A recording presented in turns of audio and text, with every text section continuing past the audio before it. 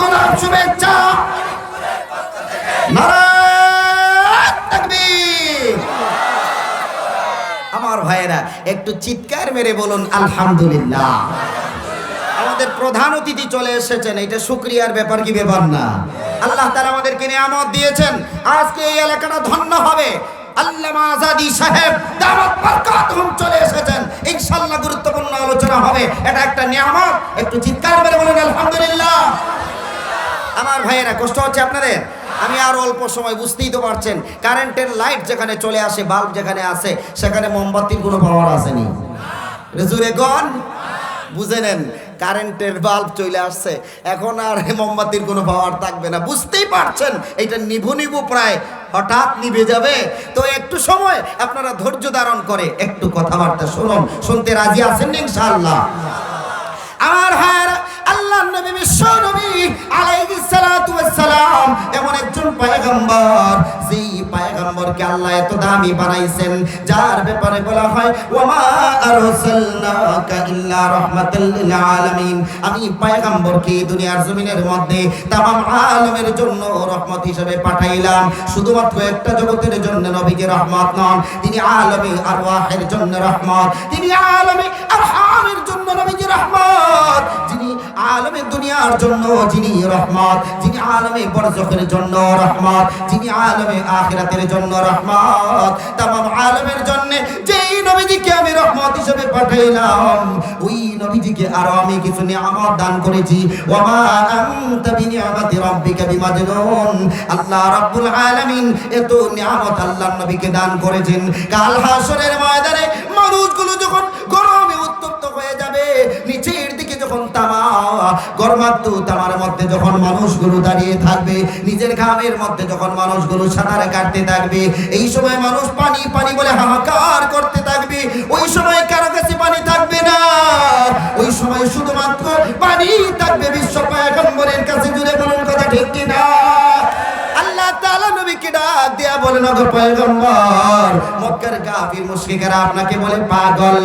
আপনি পাগল নন, আপনাকে আমি এত নিয়ামত দান করেছি, এর মধ্যে একটা স্পেশাল নিয়ামত, ইন্না আ'তাইনাকাল কাউসার। ওগো পয়গম্বর, তোমাকে আমি যত নিয়ামত দান করলাম, এর মধ্যে একটা নিয়ামত হলো কাউসার। কাল হাসরের ময়দানে আপনার হাতের হাউজে কাউসার ছাড়া আর কোনো পানি থাকবে না। গো পয়গম্বর, আপনি হচ্ছেন কাউসারের মালিক। চিৎকার মেরে বলুন সুবহানাল্লাহ। যুবকেরা একটু আওয়াজ দিয়ে বলুন সুবহানাল্লাহ। আমার ভাইয়েরা, আল্লাহ নবী বিশ্ব নবীর হাতের হাউজে কাউসার পান করতে কারা কারা রাজি আছেন একটু হাতটা উঠায়া দেখান। আল্লাহ তাআলা আমাদের সকলকে কাল হাসরের ময়দানে হাউজে কাউসার পান করার তৌফিক দান করুন। সকলে বলুন আমিন। আর একটু জোরে বলুন আমিন। হাতটা উঠায়া রাখেন। এখন বলেন, নবী আলাইহিস সালাতু ওয়াস সালামের হাতে হাউজে কাউসার পান করতে হলে আমাদের কিছু ডিউটি আছে কিনা নাই? আর একটু জোরে বলুন, আছে কিনা নাই? নবীর হাতের হাউজে কাউসার পান করতে হলে এই ডিউটি পালন করতে হবে। যদি নবীজির ইজ্জত হেফাজতের জন্য, বিশ্ব নবীর ইজ্জতকে রক্ষা করার জন্য নিজের শেষ রক্তবিন্দু যদি ঢেলে দিতে হয়, কারা কারা ঢেলে দিতে রাজি আছেন একটু হাত উঁচু করে দেখান।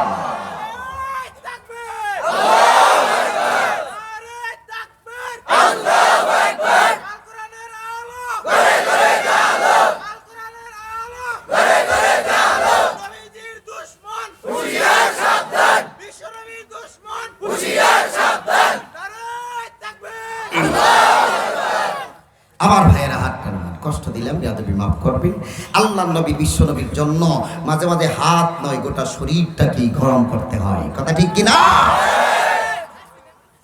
আমার ভাইয়েরা, আল্লাহ নবী বিশ্ব নবীর কাছে আমাদের হক, নবী আমাদেরকে কাউসার পিলাবেন। জোরে করে কথা ঠিক কিনা? এটা আমাদের হক নবীর কাছে। এখন বলেন একটু, নবীজির কিছু হক আমাদের কাছে আছে কিনা নেই? জোরে এখন আছে কিনা নাই? এখন আমি আপনাদেরকে বলতে চাই, 100% প্রত্যাশী আপনারা নবীর হাতের হাউজে কাউসার পান করবেন। এখন বলেন, নবীজির যেটা হক, সেই হকটাও আপনাদের পক্ষ থেকে নবীর কাছে পৌঁছে দিতে রাজি আছেন ইনশাআল্লাহ? হ্যাঁ, এখন আসতে গেলে রাজি আছেন ইনশাআল্লাহ? আমার ভাইয়েরা, আল্লাহ নবী বিশ্ব নবী আলাইহিস সালাতু ওয়াস সালামের যতগুলো হক উম্মতের উপরে, এর মধ্যে তাফসীর কারকেরা বলেন 10টা হক উম্মতের উপরে। নবী আলাইহিস সালাতু ওয়াস সালামের এক একটা হক সম্পর্কে যদি আপনাদের সামনে আলোচনা করতে যাই, টাইম আছে নি? প্রধান অতিথি সবাই এসে গেছেন, টাইম আছে নি? নাই। সুতরাং সামান্য করে ইঙ্গিত দিব, এক দুইটা হকের কথা আলোচনা করব, এতে আপনারা বেজার হইবেন নি। যেহেতু আমি মেহমানে যদি অনেক সময় আপনাদের ক্ষতিও করে ফেলায়, এরপরও এটা সহ্য করে নিতে হয়, ধৈর্য ধারণ করতে হয়, একটু সবর করতে হয়। এটা বিশ্বনবীর একটা আদর্শ, ঠিক কি না?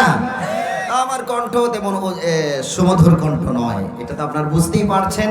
আর কষ্ট দিতেই বসেছি, একটু কষ্ট করবেন, সুন্নত হিসাবে আপনাদের আদর্শ দ্বারা আমাকে প্রণোদিত করবেন বলেই আশাবাদী।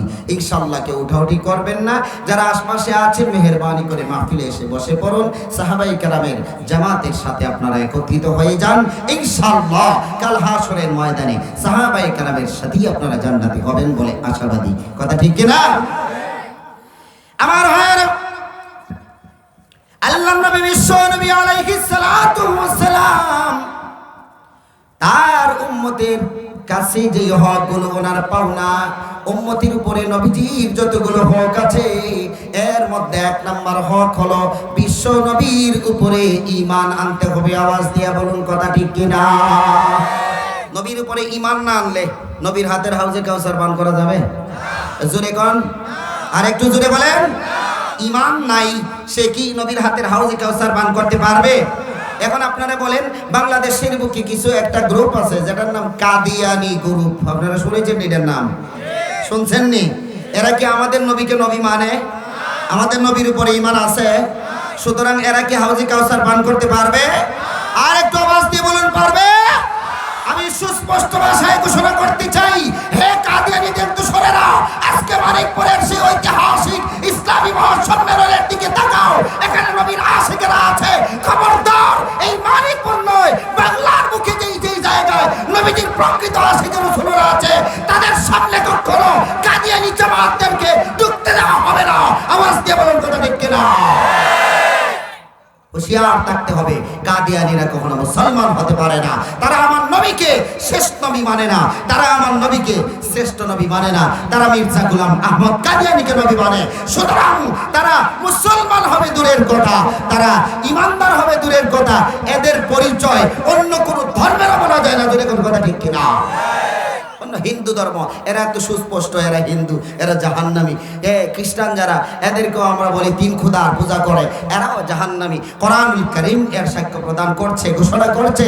আমার ভাইয়েরা, এই কাদিয়ানীদের যে কোন ধর্ম, এই ধর্মের কোনো ইতিহাস ইসলামের মধ্যে নাই। এই পৃথিবীতে কোনো ইতিহাস নাই যে কাদিয়ানী নামে কোনো ধর্ম ছিল। হিন্দু ধর্ম ছিল অনেক আগে। আমার ভাইয়েরা, আল্লাহ নবী বিশ্ব নবীর উপর ঈমান আমাদের অকাট্য। যদি কেউ আমাদের মধ্য থেকে আল্লাহ নবীর উপরে ঈমানকে কেউ যদি সরাতে চায়, তাহলে আমাদের প্রাণটা আগে সরাতে হবে, তারপরে ঈমান। জোরে কোন কথা ঠিক কিনা? আমার ভাইয়েরা, 2 নাম্বার যে হক, 2 নাম্বার হকের ব্যাপারে আপনাদের সামনে কিছু ইঙ্গিত। নবী আলাইহিস সালাতু ওয়াস সালামের উপরে ঈমান আনতে হবে। 2 নাম্বার হলো নবীজিকে মহব্বত করতে হবে, ভালোবাসতে হবে। নবীর ভালোবাসা যার দিলের ভিতরে নাই, সে কখনো ঈমানদার হইতে পারে না, আল্লাহ নবীর হাতের হাউজে কাউসার পান করতে পারবে না। আওয়াজ দেয়া বলুন, কথা ঠিক কিনা? নবীজিকে ভালোবাসতে হবে, আল্লাহর নবীকে ভালোবাসতে হবে। কতটুকু? এক সাহাবী যার নাম হলো হযরত ওমর, নবীজির কাছে গিয়া বলেন, ওগো নবীজি, আমার প্রাণ বাদ দিয়া, আমার জান বাদ দিয়া আমি সবচেয়ে বেশি আপনাকে ভালোবাসি। আল্লাহর নবী বিশ্ব নবী বলেন, তুমি এখনো ঈমানদার হইতে পারো নাই, কামিল মুমিন হইতে পারো নাই। আল্লাহর নবী বিশ্ব নবীর কাছ থেকে হযরত ওমর চলে গেলেন, আবার আসলেন, আয়েশা বললেন, ওগো নবীজি, আমি আল্লাহ তাআলার কসম করে বলি, আহাব্বু ইলাইয়া মিন নফসি, আমার নফসের চাইতে, আমার এই প্রাণটার চাইতেও আপনার মহব্বত আমার অন্তরে বেশি। আওয়াজ দিয়ে বলুন, কথা ঠিক কিনা? হযরত ওমরকে বলেন, তুমি এই আল-আন, তুমি এখন ঈমানদার হইলা, তোমার ঈমানটা পূর্ণ হইল। জোরে কোন সুবহানাল্লাহ। তাহলে নবীজিকে ভালোবাসতে হবে কতটুকু? প্রাণের চাইতেও বেশি। কিসের চাইতে বেশি? একটু জোরে কোন না, কিসের চাইতে বেশি? আমার আল্লাহর নবী বিশ্ব নবীকে কেমন ভালোবাসা লাগবে সাহাবায়ে কেরাম রাদিয়াল্লাহু তাআলার মাজমাইন নজির রেখে গেছেন নবীজির ভালোবাসা আপনার অন্তরের মধ্যে কতটুকু থাকবে আল্লাহর নবীকে সাহাবায়ে কেরাম সব কিছুর চাইতে বেশি ভালোবেসেছেন এমন কি নিজের ব্যবসা বাণিজ্য সূরা বারাআতের মধ্যে আছে সূরাতুত তাওবার মধ্যে আছে আল্লাহ রাব্বুল আলামিন বিশ্ব পয়গম্বরকে ডাক দেয়া বলেন কুল ইন কানা আবাউকুম ওয়া আবনাউকুম ইলা আখিরিল আয়া আল্লাহর নবী বিশ্ব নবীকে ডাক দেয়া বলেন ও পয়গম্বর আপনার উম্মতের কাছে আপনি মেসেজ পাঠিয়ে দেন গো নবীজি তারা যেন তাদের সন্তান সন্ততি মা বাবা ভাই বোন আত্মীয় স্বজন এমনকি স্ত্রী পরিবার পরিজন নিজের ব্যবসা বাণিজ্য ওয়াতিজারাতুন তাশাউনা কাসাদাহা যেই সমস্ত ব্যবসা বাণিজ্যগুলো আছে বড় বড় ইমারত আছে সবগুলোর চাইতে যতক্ষণ পর্যন্ত আপনি পয়গম্বরকে না ভালোবাসবে ততক্ষণ পর্যন্ত তাদের উপর থেকে কোনো গজব ত্বরান্বিত করা হবে না তারা গজবের মধ্যে পতিত হয়ে যাবে ওগো নবীজি তাদের কাছে পয়গাম পাঠায়া দেন যদি পরিপূর্ণ ঈমানদার হইতে চায় তাহলে দুনিয়ার সবকিছুর চাইতে আপনি পয়গম্বরকে বেশি ভালোবাসতে হবে আওয়াজ দিয়ে বলুন সুবহানাল্লাহ আমার ভাইয়েরা কোরআন দলিল দিচ্ছে কোরআন প্রমাণ দিচ্ছে সবচেয়ে বেশি ভালোবাসতে হবে কাকে একটু জোরে বলুন কাকে নবীজিকে সবচেয়ে বেশি ভালোবাসতে হবে এবার দুই নাম্বার হক গেল এগুলার আলোচনা অনেক লম্বা আলোচনার মধ্যে আমি যাচ্ছি না শুধু ইঙ্গিত দিচ্ছি আর একটা হকের কথা আলোচনা করব ইনশাআল্লাহ তারপরেই আলোচনা মুখতাসার হয়ে যাবে ইনশাআল্লাহ আমার ভাইয়েরা আর কষ্ট দিচ্ছি না আপনাদেরকে তিন নাম্বার বিষয় হইল নবী আলাইহিস সালাতু ওয়াস সালামকে শুধুমাত্র ভালোবাসলে চলবে না নবীজির অনুকরণ করার দরকার আছে একটু জোরে কোন আছে কিনা নাই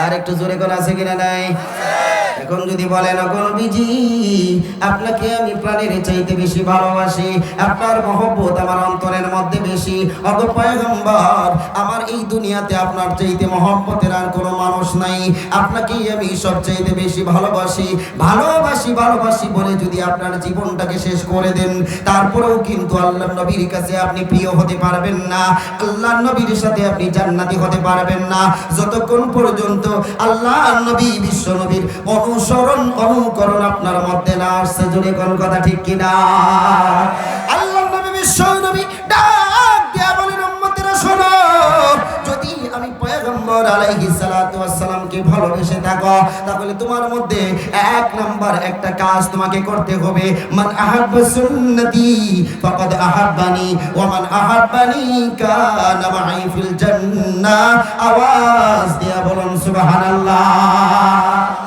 আর একটু জোরে কোন না সুবহানাল্লাহ আমার ভাইরা আল্লাহর নবী বিশ্ব নবী আলাইহিস সালাতু ওয়াস সালাম ডাক দিয়া বলেন উম্মতেরা ভালো করে শোনো মান আহাব্বা সুন্নতি যতক্ষণ পর্যন্ত আমার সুন্নতকে ভালো না বাসবা যদি আমার সুন্নতকে তোমরা ভালোবাসো আমি নবীর তরিকাকে যদি তোমরা পছন্দ করো ভালোবাসো ও উম্মত মান আহাব্বা সুন্নতি ফাকাদ আহাব্বানি ওয়া মান আহাব্বানি কানা মাই ফিল জান্নাহ ও উম্মতেরা যদি আমি রাসূলের সুন্নতকে তোমরা ভালোবাসো যেন আমি নবীকেই ভালোবাসা হয়ে গেল আর আমি নবীর ভালোবাসা হয়ে গেলে আমি পয়গম্বরের সাথে তুমি জান্নাতি হয়ে যাইবা সুবহানাল্লাহ বলে আমার ভাইয়েরা তাইলে নবীর ভালোবাসা শুধু থাকলে হবে না নবীজির জন্য নবীজির এতাত নবীজির আনুগত্য করার দরকার আছে কিনা একটু জোরে কোন আছে কিনা এটা একটা শিক্ষা আমাদের বুঝতে হবে ভালোবাসা থাকবে যতটুকু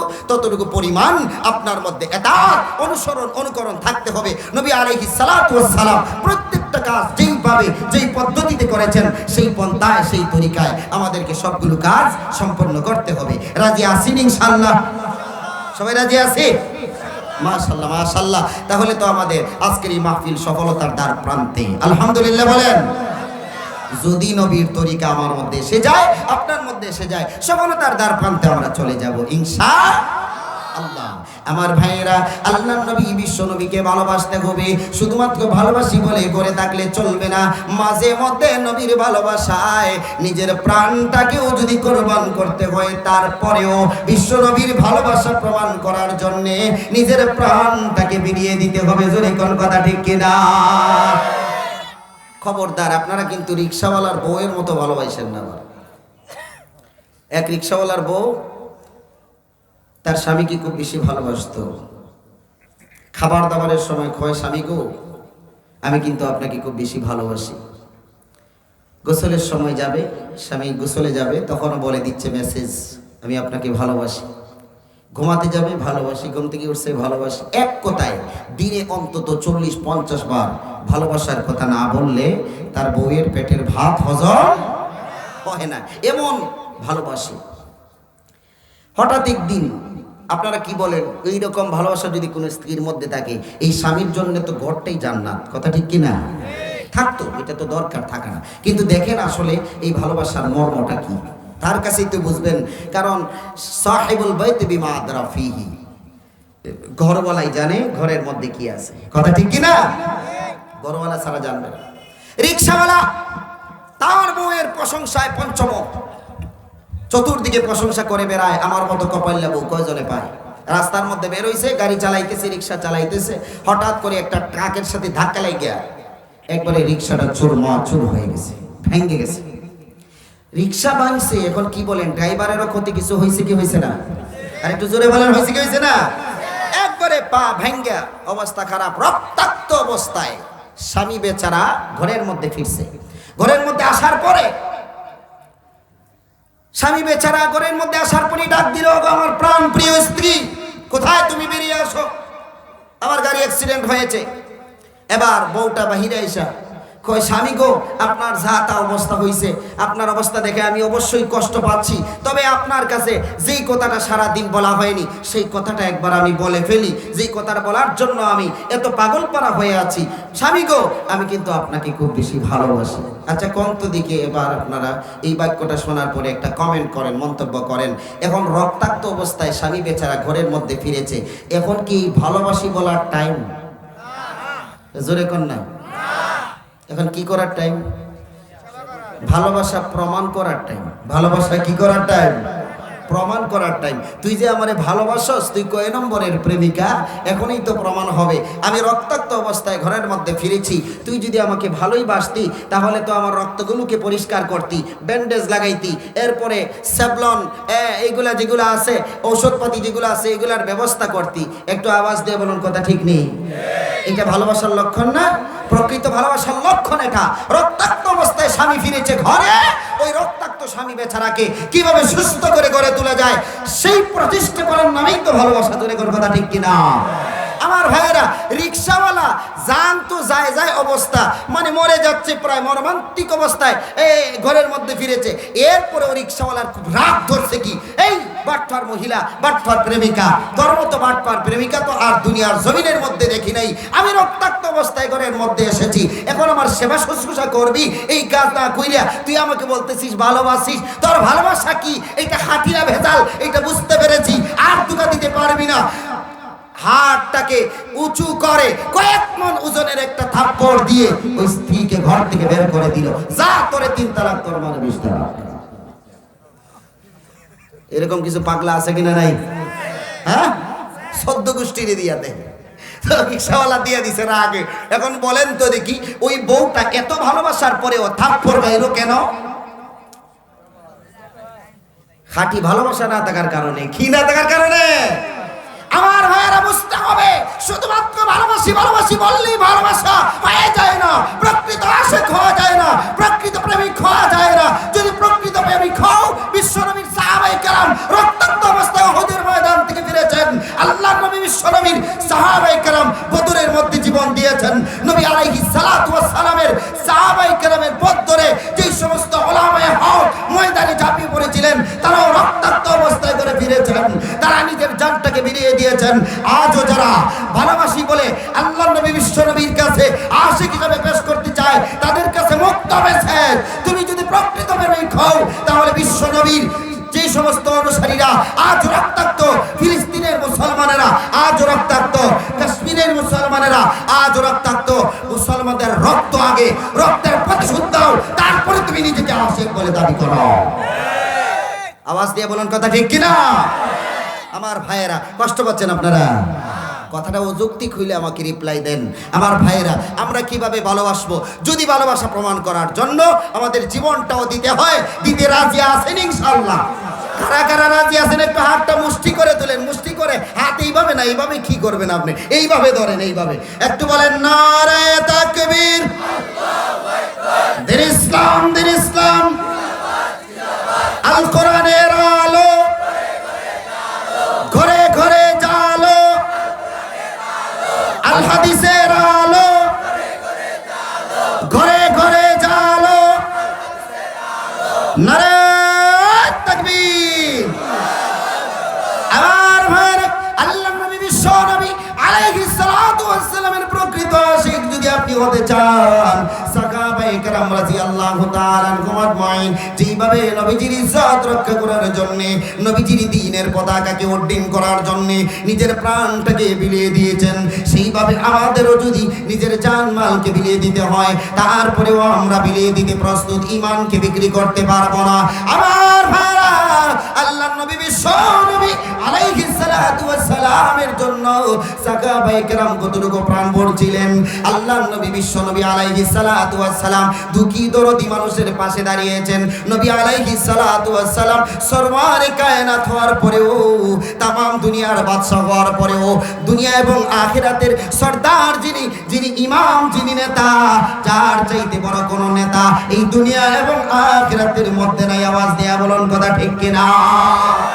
এই নবীজি নিজে মাথায় করে কাফের একটা বৃদ্ধা মহিলার বোঝাটাকে মাথায় করে নিয়ে তার ঘরের মধ্যে পৌঁছাইয়া দিয়েছেন। এই কথা কি আপনারা আগে শুনছেন? শুনছেননি? নিজে মাথায় কইরা বৃদ্ধা মহিলার কুটকি টেনে পৌঁছাইয়া দিয়েছেন। সাহাবায়ে কেরাম রাদিয়াল্লাহু তাআলা আনহুম আজমাইন ঠিক একই ভাবে এই আমলটা করেছেন। তাত আমি বুঝাতে চাচ্ছি অনুসরণ কাকে বলা হয়। নবীজি যেভাবে মানুষের সেবা করেছেন, নবী আলাইহিস সালাতু ওয়াস সালাম যেই পন্থায় আল্লাহর দ্বীনকে উড্ডীন করার জন্য নিজের অর্থগুলোকে আল্লাহর রাস্তায় ব্যয় করে দিয়েছেন। হযরত খাদিজাতুল কুবরা আল্লাহর নবী বিশ্ব নবীর কাছে ডাক দিয়া বলে, ওগো প্রাণ প্রিয় স্বামী, ওগো আল্লাহর পয়গম্বর, আমি খাদিজার যতগুলো সম্পদ আছে আপনার কাছে আমি দিয়ে দিলাম, আপনি ইসলামের পথে ব্যয় করুন। আল্লাহর নবী বিশ্ব নবী খাদিজা যার কাছ থেকে যতগুলো সম্পদ পেয়েছেন, তাম সম্পদগুলো আল্লাহ রব্বুল আলামিনের রাহে বিলিয়ে দিয়েছেন। আওয়াজ দেয়া বলুন সুবহানাল্লাহ। এমনকি নবীজি নামাজের মধ্যে দাঁড়াইছেন, আল্লাহ নবী বিশ্ব নবী আলাইহিস সালাতু ওয়াস সালাম নামাজের মধ্যে দাঁড়ায়া হঠাৎ করে মাথার মধ্যে চলে আসলো একটা স্বর্ণের টুকরা। নবীজির কাছে একজনে হাদিয়া হিসাবে দিয়েছিল। ওই স্বর্ণের টুকরাটা যখন নবীজির কাছে আসে, এই কথাটা যখন নামাজের মধ্যে নবীজির মাথার ভিতরে আসলো, ব্রেইনের মধ্যে আসলো, সাথে সাথে নামাজের শুরু হওয়ার প্রাককালে নামাজ শুরু হয়ে যাবে এরকম একটা অবস্থা। আল্লাহর নবী বিশ্ব নবী নামাজ শুরু করেন নাই। নামাজ শুরু করার আগেই নবীজি মসজিদ থেকে বের হয়ে ওই স্বর্ণের টুকরাটা আল্লাহর রাস্তায় দান করে তারপরে নামাজের মধ্যে দাঁড়িয়েছেন। জোরে কোন সুবহানাল্লাহ। একটু আওয়াজ দিয়ে বলুন, নবীজি সম্পদকে বেশি ভালোবেসেছেন না আল্লাহকে বেশি ভালোবেসেছেন? তাইলে আমাদের কি করতে হবে? আমাদের আল্লাহর চাইতে সম্পদকে বেশি ভালোবাসতে হবে না আল্লাহকে বেশি ভালোবাসতে হবে? একটু জোরে কোন। নবীজির সাহাবায়ে কেরামের মধ্যে এইরকম আখলাক ছিল, আদর্শ ছিল নবীজির সাহাবায়ে কেরামের মধ্যে। দুর্ভিক্ষের সময় আল্লাহর নবীর কলিজার টুকরা পয়গম্বর, দুইটা মেয়ের জামাই, আল্লাহর নবী বিশ্ব নবীর কলিজার টুকরা সাহাবী হযরত ওসমান ইবনে আফফান রাদিয়াল্লাহু তাআলা আনহু। হযরত ওসমান ইবনে আফফান মদিনার বাজারের মধ্যে গেলেন। একবারে আপনার উটগুলো বুঝাই ভর্তি বিভিন্ন ধরনের সরঞ্জাম নিয়ে হাজির হইলেন দুর্ভিক্ষের সময়। আল্লাহর নবী বিশ্ব নবীর সাহাবী হযরত ওসমানকে ডাক দিয়া ব্যবসায়ীরা কয়, ও ওসমান, আজকে যে সম্পদগুলো তুমি বাজারের মধ্যে নিয়ে এসেছো রে ওসমান, তুমি ওই সম্পদগুলো আমাদের কাছে বিক্রি করে দাও। 10 টাকার জিনিসটা আজকে তোমাকে আমি 12 টাকা দিয়ে দেব, 2 টাকা করে বেশি লাভ তোমাকে দিয়া দেই। আল্লাহর নবীর সাহাবী ডাক দিয়া বলেন, ও ব্যবসায়ীরা শোনো, তোমার ওই 2 টাকার আমার দরকার নাই, কারণ এর চাইতে বেশি দামে আরেকজন কিনতে চেয়েছে, আমি তাকেই দিয়ে দেব। এবার ব্যবসায়ীরা ডাক দেয়া কয়, ও নবীজির সাহাবী, ও ওসমান ইবনে আফফান, যদি 12 টাকায় না হয় তাইলে তোমাকে আমি 15 টাকা করে দেব। 10 টাকার মালটা 15 টাকায় কি ক্রয় করব, তুমি আমাদেরকে দিয়া দাও। এবার আল্লাহর নবীর সাহাবী বলেন, ও মক্কা মদিনা এবার বড় বড় ব্যবসায়ীরা ডাক দিয়া বললেন, শোনো, তোমরা মনোযোগ দিয়া শোনো, এই 15 টাকা দিবা তুমি, এর চাইতে বেশি টাকা আমার কাছ থেকে একজনে ক্রয় করেছে। তিনি কেউ নয়, তিনি হচ্ছেন তামাম মাখলুকাতের সৃষ্টিকর্তা, তিনি হচ্ছেন রাজ্জাক, তিনি হচ্ছেন রব্বুল আলামিন, আমার আল্লাহ তাআলা। চিৎকার মেরে বলুন সুবহানাল্লাহ। তিনি 1 টাকার মালের মধ্যে 10 টাকাই আমাকে লাভ দিবেন। জুড়ে কোন সুবহানাল্লাহ। আমি তো আজকে ব্যবসা করার জন্য মদিনার বাজারে আসি নাই, আমি এসেছি আজকে আল্লাহর সাথে ব্যবসা করার জন্য। ইন্নাল্লাহ আশতারা মিনাল মুমিনিনা আনফুসাহুম ওয়া আমওয়ালাহুম বিআন্না লাহুমুল জান্নাহ। চিৎকার মেরে বলুন সুবহানাল্লাহ। আমার ভাইয়ের আওয়াজ দিতে গিয়ে আপনারা কার্পণ্যতা করতেছেন, আওয়াজ দিলে কি আপনার আর মোবাইলের মতো বিল আসে নাকি? একটু আওয়াজ দিয়ে কর না সুবহানাল্লাহ। আমার ভাইয়েরা, বিল তো এখন আপনার কাছে উল্টা আসলো। ব্যালেন্সে এসে বিল এসে জমা হইলো, টাকা এসে জমা হইলো, সেইটা হলো একবার সুবহানাল্লাহ বলছেন, জান্নাতে একটা গাছ নির্মাণ হয়ে গেছে আপনার জন্য। সুবহানাল্লাহ। সব কথা ব্যাখ্যা দিয়ে বলা সম্ভব নয়, শেষ কথায় চলে আসছি। আল্লাহর নবী, বিশ্ব নবী কে অনুসরণ করলে নবীজির আশিক হওয়া যাবে আর জান্নাতি হওয়া যাবে, হাউজে কাউসার পান করা যাবে। এই কাউসার পান করার জন্য আমরা কারা কারা নবীজির ইতাআত করতে রাজি আছি? একটু হাতটা আবার উঁচু করে দেখাই। আল্লাহ সবাইকে তৌফিক দান করুন, সকলে বলুন আমিন। আমার ভাইয়েরা, আল্লাহ নবী, বিশ্ব নবীর সাহাবী হযরত উসমান ইবনে আফফান, উনি দুর্ভিক্ষের সময় চাইলে 15 টাকা লাভে বিক্রি করতে পারতেন ব্যবসায়ীদের কাছে, কিন্তু বিক্রি করেন নাই। হযরত উসমান বলেন, লক্ষ্য করে এইদিকে তাকান, এইদিকে তাকান, অন্যদিকে মনোযোগ দিয়েন না।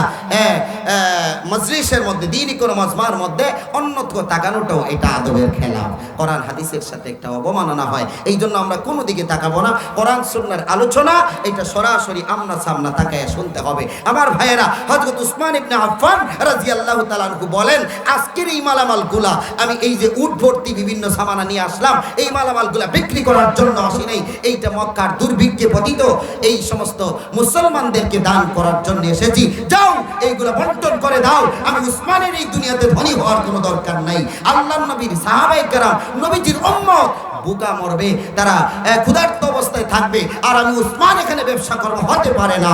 আমার সম্পদগুলো আল্লাহর রাস্তায় দান করে দিলাম। একটু জোরে কোন সুবহানাল্লাহ। এই সাহাবীদের সাথে আপনার ঈমানটা মিলতে হবে, কানেক্ট হতে হবে, অ্যাডজাস্ট হতে হবে। আপনার ঈমান, সাহাবায়ে কেরামের ঈমান, দুইটা যদি অ্যাডজাস্ট হয়ে যায়, তাইলেই জান্নাতি। আর না হয় জাহান্নাম ছাড়া গতি নাই। আমার ভাইয়েরা, আল্লাহর নবী, বিশ্ব নবীর সাহাবায়ে কেরাম এইভাবে নবীজিকে ভালোবেসেছেন, ইতাআতের মাধ্যমে, অনুসরণের মাধ্যমে। আমরা অনুসরণ করব। আজকের এই তাফসীর মাহফিল যেই যুবকেরা আজকের এই আয়োজন করেছে, তাদেরকে আমি আন্তরিক মোবারকবাদ জানাই, ধন্যবাদ জানাই। আজকের এই জামানায়, এই ফিতনা ফাসাদের যুগে যেই সমস্ত যুবকেরা আজকের এই আয়োজন করলো,